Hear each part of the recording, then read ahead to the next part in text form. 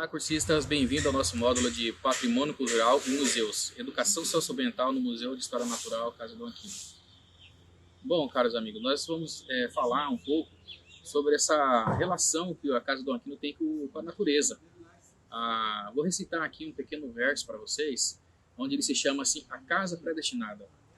Bela vista às margens do Cuiapá, casa singela, morada de Mortinho, berço do nobre Francisco. É uma grande riqueza, patrimônio de Cuiabá. Um livro aberto contando a história da vida, vem resistindo ao tempo, de portas abertas, aflorescendo a ciência, para um aprendiz se encantar. Então, através desse verso, eu mostro um pouco da importância desse patrimônio histórico que é a Casa Dom Aquino, que hoje é uma instituição com um acervo museológico. Hoje ela serve como museu, mas a casa é uma casa antiga, que foi construída aí, em 1842 pela família de Joaquim Duarte Murtinho. E um tempo depois, alguns anos depois, essa casa também foi residência do bispo Dom Aquino, que também chegou a ser uma pessoa de uma autoridade aqui do nosso estado. Na época, a nomenclatura que se usava era presidente de estado. Hoje, a nomenclatura atual é governador de estado. Tanto Joaquim Murtinho quanto Dom Aquino foram pessoas assim que tiveram grandes contribuições para o nosso estado. Joaquim Murtinho, por exemplo, ele foi médico homeopata, ele foi senador, foi ministro de fazenda. A família dele fundou uma empresa conhecida como Erva Mate Laranjeiras. Essa companhia, junto com outros tipos de empreendimentos que existiam no estado, auxiliou a desenvolver a economia do nosso estado na exploração da erva mate. Então, uma empresa que existe até hoje, só que em outro estado hoje, no Mato Grosso do Sul, nessa época de Joaquim Murtinho, Mato Grosso e Mato Grosso do Sul era um único estado, era só Mato Grosso. Depois, alguns anos depois, houve o desmembramento. E Dom Aquino, foi uma pessoa também de bastante contribuição, principalmente na área literária e na área cultural, porque ele era um poeta, escritor, e ele gostava então de escrever poesias aquilo que desquintava dessa casa. Hoje nós estamos aqui nesse espaço externo do nosso museu para a gente conhecer um pouco também das possibilidades educativas que existem nesse museu, para estudar as vidas que existem nessas margens do rio. Nós já desenvolvemos aqui algumas atividades educacionais relacionadas a essa questão socioambiental. Por que falar de educação socioambiental em um patrimônio histórico? Qual que é a relação disso? No caso aqui do nosso museu, como nós estamos à margem do rio Cuiabá, então tem uma grande ligação, tem um link entre essas duas relações. Por quê? Por exemplo, a casa ela se encontra a 150 metros do rio Cuiabá e ela tem a sua fachada de frente para o rio Cuiabá, porque no século XIX era por onde as pessoas chegavam até aqui a cidade. Então, essa relação com os rios, a nossa cidade aqui hoje, Cuiabá, ela se iniciou pelos rios. Então, a partir daí começa essa relação socioambiental, com a própria chegada, com a própria colonização da cidade. Nós tivemos aqui exploração do ouro, exploração de recursos naturais, que auxiliou também um pouco no desenvolvimento econômico do nosso estado, uma exploração que na época não tinha uma consciência ambiental, mas de certa forma é um início de processo educativo. Hoje a gente pode se educar para desenvolver uma exploração mais saudável para os recursos naturais e mais sustentável. Bom, quando a gente fala de educação socioambiental, a gente pode ver essa relação do homem, o habitat e a natureza. Por quê? Quando a gente pergunta, por exemplo, para um estudante, o que é meio ambiente? Logo vem diversas perguntas, logo vem diversas sugestões, mas se a gente for observar, boa parte das respostas sempre mostra o meio ambiente como algo externo. E nem sempre as pessoas veem essa perspectiva do homem como membro integrante da natureza, como membro integrante do meio ambiente. O homem, ele tem que aprender a habitar esse meio ambiente, para poder reconhecer as belezas, reconhecer a importância que existe nos recursos naturais presentes no meio ambiente. Uma das formas que eu vejo assim de a gente falar sobre também educação socioambiental, ou falar de uma maneira em geral do socioambiental, é observando os próprios seres vivos que existem na natureza. Por exemplo, as formigas. Vou citar aqui um pequeno verso também sobre as formigas, chama Formigas. São as jardineiras da natureza, organizadoras e trabalhadoras. Mostra ao homem como viver em sociedade. Vem ensinar a ser um jardineiro nessa terra. Então essa poesia está falando desse ofício das formigas. Por exemplo, uma formiga dentro de um ecossistema, ela tem várias funções ecológicas. Uma dessas funções ecológicas, por exemplo, é podar as folhas das árvores. Por exemplo, dentro da agricultura sintrópica, né, ou dentro dos sistemas sintrópicos, né, dentro da sintropia, a gente começa a estudar a ecologia e a gente vê que dentro de um ecossistema, cada ser vivo tem a sua importância. E, às vezes, quando tem uma planta, por exemplo, fora, né, ou quebrando o fluxo energético dentro de um ecossistema, a formiga vai lá e poda aquela árvore. Aí isso dentro de, por exemplo, dentro de uma agricultura, o agricultor vê a formiga como inimigo, né, porque ela começa a podar as plantinhas, mas as formigas, elas são amigas, né, elas são amigas do sistema. Então, elas vão lá e corrigem o ecossistema.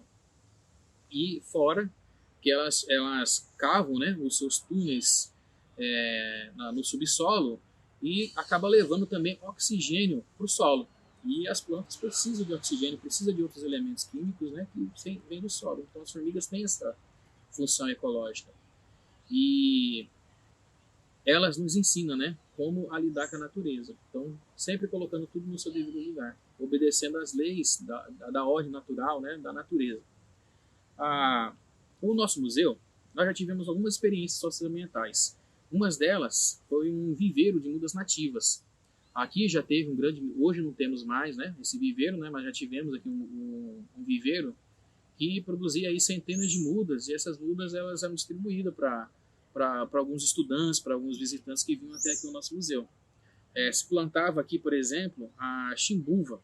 Chimbuva é uma árvore aqui da nossa região aqui do Mato Grosso, né, de Cuiabá, que a árvore dela, né, a chimbuveira, né, a madeira dela, era utilizada, por exemplo, para construir a viola de coxo. Então era um projeto, né, que visava isso, né, essa sustentabilidade nesse saber cultural, que é produzir a viola de coxo, né, a matéria-prima.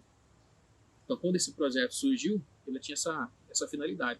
Já tivemos um orquidário, o museu já teve um termo, né, de cooperação com alguns empreendimentos energéticos, que aqui também era um lugar de resgate de orquídeas, quando se estavam construindo usinas hidrelétricas. Então a gente tinha um orquidário com mais de 1000 espécies de orquídeas, e quando os estudantes vinham até aqui, eles aprendiam técnicas de como fazer o manejo de orquídeas, como tratar, como usar os biofertilizantes, né, como fazer o manejo das orquídeas. E o professor, por exemplo, de biologia já aproveitava para falar, né, de ecologia com os alunos, aproveitando, por exemplo, a orquídea, né, que é uma epífita, né, que faz uma relação socioecológica, né, com outras plantas, né. Aqui também já aconteceram algumas oficinas. Uma oficina que aconteceu aqui, que chamava-se de Zongo, era uma oficina de esculpir esculturas em madeiras. O oficineiro, que é o Hermínio Iantubo, né, um moçambicano, ele aproveita resíduos, né, de madeira, restos de construção, e transforma numa obra de arte. Então isso é socioambiental, a gente dando uma nova destinação a uma coisa que poderia ser o lixo, né? A gente dá um novo significado para o resíduo. Tivemos aqui também uma oficina chamada Vida e Rio e Vida, né? Porque nós estamos aqui nas margens do Rio Cuiabá, né? O berço do Pantanal, né? Onde tem uma das maiores biodiversidades do Brasil, né?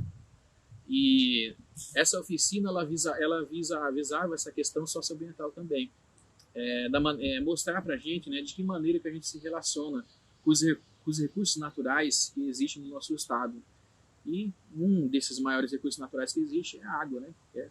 Digamos aí, mais de 70%, né, da composição da nossa terra, do nosso corpo, do nosso organismo, né, é água. Então é um bem, o maior patrimônio que o ser humano possui é água. Outra experiência socioambiental que nós temos aqui no nosso museu é um saneamento ecológico. O nosso resíduo, né, de esgoto, ele não entra em contato com o rio, não entra em contato com o lençol freático, porque a gente criou um sistema aqui que é chamado de TEVAP, tanque de evapotranspiração, que é digamos assim, uma fossa ecológica, né, uma linguagem mais simples, né, mas é um sistema onde a gente constrói, né, uma espécie de cisterna, e a gente coloca algumas camadas, coloca pneus, coloca camadas de bambu, né, de taboca, entulhos, resíduos, materiais que seriam lixo, né, a gente forma camadas de filtro, né, coloca um feltro também, e em cima a gente planta bananeira. Essa água da fossa, né, no caso é mais essa fossa que eu estou falando é para água escura, né, ou água negra, ela consegue absorver por suas raízes e transpirar através das suas folhas essa água para a atmosfera. Então essa água ela não, contaminada, ela não entra em contato com o lençol freático. E essa fossa ecológica, ela acaba sendo uma alternativa educativa para o museu, porque aqui a gente pode dar por exemplo, aproveitar essa fossa para dar uma aula de bioquímica, né, dos ciclos bioquímicos dos elementos da natureza. Então ela acaba sendo um elemento a mais no nosso roteiro educativo aqui do museu. E podemos fazer também uma trilha ecológica, como eu disse, né? Nós estamos aqui a 150 metros do rio Cuiabá e nós ainda preservamos aqui algumas mudas nativas aqui de plantas. Por exemplo, nós temos ipês, nós temos algumas espécies de, por exemplo, de angico, nós temos aqui o ingá, nós temos o cajazinho, nós temos o tarumã. Então nós temos aqui diversas árvores nativas que fazem parte aí da mata ciliar do rio Cuiabá. Então é uma trilha ecológica, uma pequena trilha, né, de 150 metros, que dá para a gente explorar um pouco da biodiversidade e da flora que compõe aqui a paisagem do nosso museu. Um outro projeto que nós já desenvolvemos aqui no museu é o projeto Camalupe, que é um projeto de férias, né? Então sempre no período de férias, normalmente nas férias de julho, a gente desenvolve uma atividade aqui que às vezes pode ser um acampamento ou são atividades mais pontuais, que sempre está relacionado a alguma atividade socioambiental, alguma atividade de educação ambiental. Por que tem esse nome Camalupe, né? Camalupe é uma entidade espiritual da etnia Aurá, né? Que chama-se o Deus do Barro, né? Eles acreditam, né? A etnia Aurá, que é uma etnia xinguana, eles acreditam que essa entidade chamada Camalupe que ensinou para eles, né, o dom de fazer as vasilhas de cerâmica, né? Os Aurá são exímios ceramistas, né? E eles aprenderam dessa entidade. Então, quando eles vão na margem do rio retirar uma argila, eles pedem licença para Camalupe, né? E Camalupe autoriza eles tirar o barro e confeccionar o seu utensílio ali doméstico, né? Uma vasilha cerâmica. Como nosso espaço aqui também é um espaço bastante arborizado, também é um espaço propício para ter uma biodiversidade de aves. Então, nós temos algumas aves. Nós temos aqui o sabiá laranjeira, nós temos o joão de barro, nós temos as japuíras, joão pintos, umas 3 espécies de assanhaço. Nós temos aqui araras, né? Algumas araras também aparecem aqui, no caso as araras canindé passam por aqui vem mais também as vermelhas. Gavião, o caramujeiro, gavião belo. Nós também temos aqui algumas outras espécies de tucano, né? Tucano também é uma espécie que aparece aqui. Então, essa biodiversidade de aves também pode ser uma coisa trabalhada também com os alunos. E a gente desenvolveu um projeto de educação cidadã, e o projeto chamava-se Asas à Imaginação. Então foi um projeto também direcionado a professores, né? Mostrando como que os professores podiam desenvolver também a ciência cidadã, que é capacitar pessoas, né? Pessoas que não têm uma formação técnica, de alimentar dados científicos também. Por exemplo, poderia acontecer uma pesquisa sobre aves, né? Identificação de aves, e nesse curso ensinou algumas coisas básicas para a identificação de aves, mostrando a simbologia das anilhas, né? Porque existem algumas pesquisas que já colocam as anilhas nas patinhas das aves para fazer o monitoramento. Então, nesse curso mostrou como que se faz isso, onde que se faz o curso, né, de capacitação, como observar as aves, e também veio com essa filosofia aí da ciência cidadã, né, que é o cidadão comum participando da produção científica. E finalizando aqui, pontuo com vocês também uma outra experiência socioeducacional que nós temos aqui, são as férias do museu, que são atividades também relacionadas ao período de férias do mês de janeiro, né, quando os alunos não estão na escola. Então a gente propõe algumas atividades em forma de apresentações teatrais, em forma de uma linguagem mais lúdica, para ficar também atrativo para os alunos, e sempre abordando o tema socioambiental. Bom, essas foram algumas experiências socioambientais que nós tivemos no nosso museu. E eu queria abordar com vocês agora também um outro tema, que é a educação museal. Porque quando a gente fala de educação socioambiental, não tem como a gente falar da educação museal, porque aqui nós estamos num espaço que é um museu. Né? Nós temos a nossa área verde, nós temos o nosso rio, mas nós também temos um equipamento cultural que é o museu. Como que essa educação acontece nesse museu? Né? Tem um outro verso aqui que eu quero falar para vocês, que fala um pouco, né, dessa educação museal, que acontece aqui na casa do Aquino. Resistindo ao tempo, vem contando há mais de um século a história de Joaquim e Francisco, deixando na memória uma grande história a contar. Suas paredes de taipa têm as mãos dos filhos de Urubá. Quanta história esta casa tem para nos contar. Então, nesse verso, eu retrato um pouquinho da origem dessa casa, né? Então, dentro dos nossos processos educacionais aqui no museu, né? Dentro do nosso processo de educação museal, a gente mostra, faz essa remensão, né? A partir da memória da casa, da história da casa, que é a presença de Joaquim Murtinho. Fala aqui também dos Iorubá, né? Que não é exatamente a cultura indígena que esteve aqui no nosso estado, mas quando fala Iorubá, fala de uma etnia, de um clã afro, né? E também, esse clã Iorubá também foi um clã que veio para o Brasil. Mas aqui no nosso estado, né, no Mato Grosso, a maior parte, né, dos grupos étnicos que tiveram aqui foram o povo do Congo, né, e de Benguela. Esses foram os grupos étnicos que estiveram aqui no nosso estado.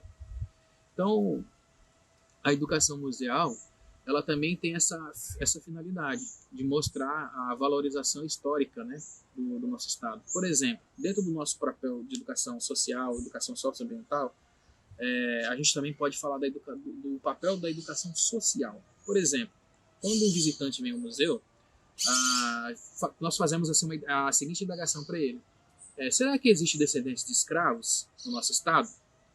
Logo, eles, como é um assunto que ainda é bem abordado na escola, né, que algumas escolas nem tanto, né, mas é um assunto que já se vem, cada ano vem se falar mais, que é das relações étnico-raciais, quando a gente faz essa pergunta, logo as pessoas dizem, eu sou, né, descendente de escravo, e eu sempre faço uma réplica com eles. Eu falo que eu, por exemplo, não me considero um descendente de escravo. Se vocês observarem no vídeo a minha pele, né, tem uma pele, uma tonalidade um pouco mais morena, mais escura, eu tenho descendências afros, né, que é assim como eu me reconheço, né, eu me reconheço um descendente afro, mas não me reconheço um descendente de escravo, que é diferente. Então, no nosso museu, a gente faz esse estímulo a quebrar esse paradigma, né? Essa marca que as pessoas têm de fazer essa afirmação de descendência de escravo, porque a escravidão não é uma coisa que é herdável, né? Ela foi uma condição imposta, né? À força a um povo, né? Que foi escravizado. Então, aqui no nosso museu, a gente tem esse papel de desconstruir isso e fazer com que as pessoas, né, mostrar para as pessoas que é muito mais interessante a gente ser um descendente afro-brasileiro, né, um descendente de africano, do que um descendente de escravo, porque a escravidão, ela só é escravidão, né, não tem utilidade nenhuma para a sociedade. Então, esse é uma das coisas que é ser trabalhado dentro dos processos da educação museal aqui no nosso museu, também tem esse papel. Essa questão de trabalhar a educação museal, ela é importante, ela tem a missão de mostrar também a origem, mostrar o pertencimento e mostrar as possibilidades da nossa formação da identidade. A educação museal, ela tem essa função. Não é só de fazer aquela visita guiada, mostrar, explicar cada peça que contém. Tem essa parte da educação social também, né? Dentro da educação socioambiental e dentro da educação museal. Que é mostrar a origem, fazer com que a gente reconheça a nossa origem, para que a gente tenha o sentimento de pertença, e assim a gente forma a nossa própria identidade. Então é isso. E o papel do educador dentro de uma exposição museológica ou dentro de qualquer ambiente de educação formal ou não formal é o de mediador, é o que forma a ponte entre o conhecimento e a aprendizagem. Então, o educador ele tem que ser um aliado da mediação, né? Ele não pode ser mais o protagonista, né? Para que a aprendizagem aconteça, o professor ele tem que possibilitar ao aluno a participação na construção da aprendizagem. Então, para mim, a aprendizagem acontece quando o educador ele se torna também um mediador do conhecimento. o museu, ele tem essa função também, né? A educação museal tem essa função de mostrar para o estudante que ele pode ser um agente de transformação social. Uma vez fizeram uma pergunta para mim, o que o museu significava para mim? Aí eu respondi que vieram tantas lembranças, né? Vieram tantas lembranças quando fizeram essa pergunta para mim. Aí eu respondi, né? Pois o piso de ladrilhos de cerâmica são como o chão da minha casa. São as raízes do centenário, pé de Tarumã, cravados no meu coração. Uma velha casa, minha escola, a minha fonte de inspiração. Então esse museu ele tem essa simbologia para mim, ele tem esse significado. Então a educação museal ela tem essa função de mostrar a possibilidade de qualquer pessoa, né, se tornar um agente de transformação.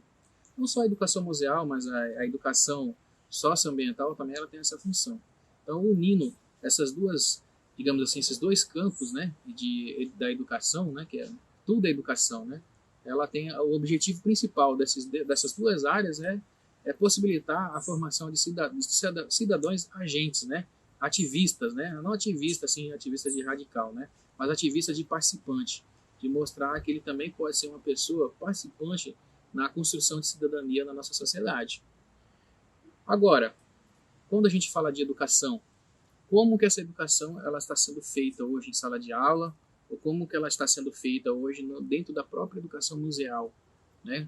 Na área da educação de uma forma geral. Eu vou apresentar para vocês aqui uma alternativa que não é tão recente, né? Mas nos últimos tempos agora ela está sendo mais notada, que são as metodologias ativas de educação. Por quê?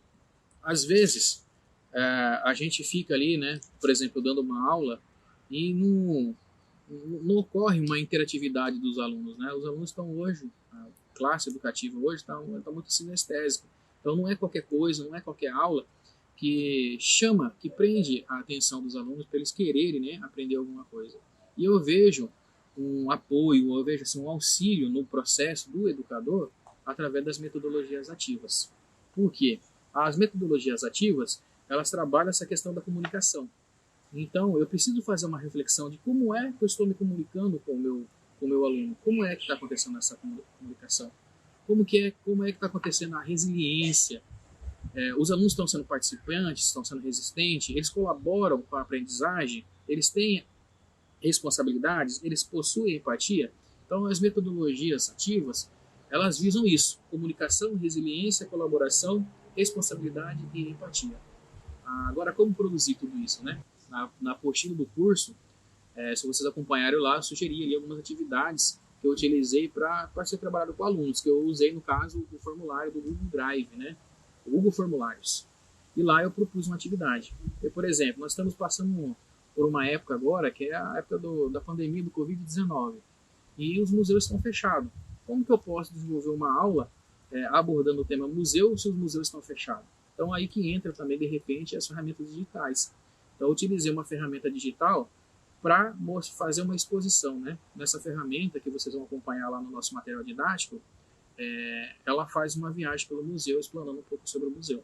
Então, às vezes, o museu não está aberto, mas o professor pode buscar alternativas para viabilizar a sua aula. Por que usar metodologias ativas, né? Por exemplo, nós temos aqui uma pirâmide das formas de aprendizagem. 10% dos alunos, eles aprendem quando está lendo alguma coisa. 20% quando está ouvindo alguma coisa. 30% quando ele está vendo alguma coisa. 50% quando ele ouve e quando ele fala alguma coisa, né? E 70% quando ele começa a perguntar, quando ele começa a repetir, relatar, numerar, reproduzir, recordar. 80% quando ele começa a escrever, interpretar, traduzir, expressar, revisar, identificar, comunicar, ampliar, catalogar. E 95% da aprendizagem acontece quando o aluno ele começa a exercitar a explicação, resumir, estruturar, definir, generalizar, elaborar e ilustrar. O simples fato de um aluno, por exemplo, fazer um seminário, dar uma aula, é mais contribuinte para a sua aprendizagem do que ele assistir uma aula do professor, ali em pé, né, na frente de um quadro, fazendo alguma explanação. Então, as metodologias ativas, ela aprende isso. Se vocês observarem aí a pirâmide que eu fiz a descrição, quanto mais interativa, quanto mais interação existe no processo de ensino-aprendizagem, melhor o aluno aprende. Então, as metodologias ativas elas fazem isso. No nosso material didático, eu estou fazendo a sugestão aí de uma ferramenta, de ferramentas digitais, mas não necessariamente uma metodologia ativa, ela precisa ser um recurso digitais. É qualquer coisa, né, que coloque o aluno como protagonista da sua aprendizagem, pode ser considerado uma metodologia ativa. Um jogo interativo, um jogo produzido com materiais recicláveis, por exemplo, né? Mas no caso aqui, pelo fato do momento nacional que nós estamos passando no nosso país, né, eu sugeri uma ferramenta digital que pode dar mais ilustração para a nossa atividade educacional. Então é isso, cursista, espero ter podido contribuir um pouco com vocês e agradeço aí a participação de vocês e o interesse pelo nosso curso. Tchau, tchau.